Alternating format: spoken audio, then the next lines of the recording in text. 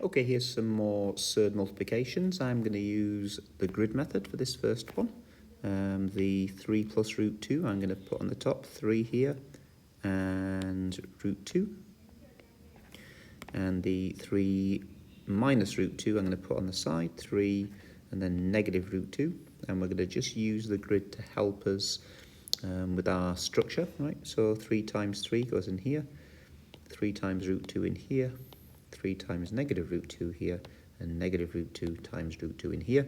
And then we grab all the pieces and we piece them together with adding or subtracting according to what the answer says inside the little grid. So let's go ahead and do that. So 3 times 3 is 9. It looks like 3 times root 2, I think is an easy one. 3 lots of root 2. But here's also 3 lots of root 2. The only difference is it's a negative answer. And finally, got to be careful with the sign of the final one. Negative root 2 times a positive root 2. Remember, if there's no sign before, we default to positive. Right, here's positive 3. We know it's positive because it's just 3. So finally in here, I think we have a negative, right?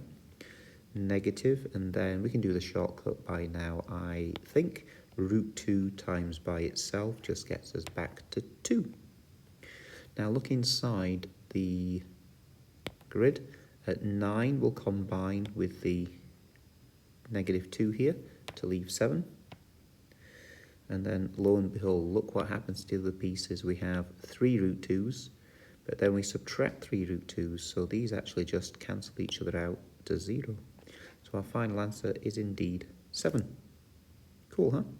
Now if you go back and look at the structure of the actual question, what seems to have happened is you've taken the first bracket, 3 plus root 2, you've copied and pasted it to get the same, but then you've done a little sign change, right, for the root part. So you've taken an existing bracket with a integer and a surd, you've copied and pasted it here, but then you've done a sign change. And by doing that, it's led to this magic where the surds cancel out to leave just a wonderful integer. So you started with what looks like an irrational product, and you've made it rational. So this is a ratio of integers, a rational number.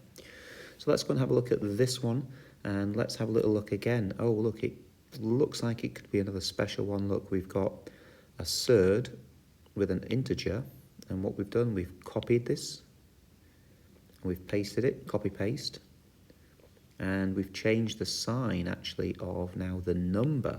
Okay, so we changed the sign of the number. On the previous one, we changed the sign of the surd. On this one, we changed the sign of the number. So I wonder if the same thing will happen. I wonder if the surds will cancel out. Well, let's have a look. I'm going to just take it this piece times this piece, then the first piece times the second piece, and the pieces are called terms. Then I'll do the negative 5 times the first term. Then I'll do negative 5 times the second term. If you want to switch to a grid, right, like we did before, then you can put the pieces in the right place in the grid and then work it through that way. I'm going to do it without a grid for this first one, the second one straight, and this times this. I'll take my time with this because it looks quite complicated. 2 root 3's times by 2 root 3's, okay, and then the first times this one, and that's plus 2 root 3's times 5.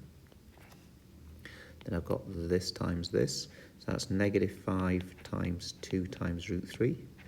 Then I've got this last piece here, negative 5 times 5. Okay, so let's take all those individually.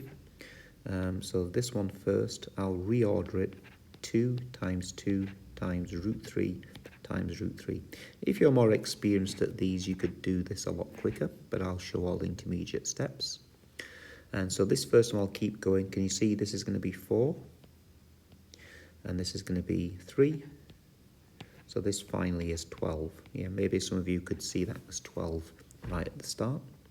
Now let's take the second piece. Again, maybe I'll just do this from here. I've got the 2 times the 5 is 10 times root 3. So this is plus 10 root 3. But look at this. This looks great, doesn't it? Because 5 times 2 is 10, but I've got a negative. This is minus 10 root 3. Can you see what's going to happen? Then final piece, negative 5 times 5 is negative 25. And indeed, when we gather things together, like terms, 12. Subtract 25 is, ooh, I don't like that one, negative 13. And then, yes, we did it, look, the positive 10 root 3 minus 10 root 3 does indeed cancel each other out to leave 0. So the final answer is this. So isn't that interesting? We had this really complicated expression with surds, but because of the shape of it, one bracket, copy paste, and then just make a sign change, and it works with either the number or the surd as a sign change. It cancels out the surd parts to leave just an integer.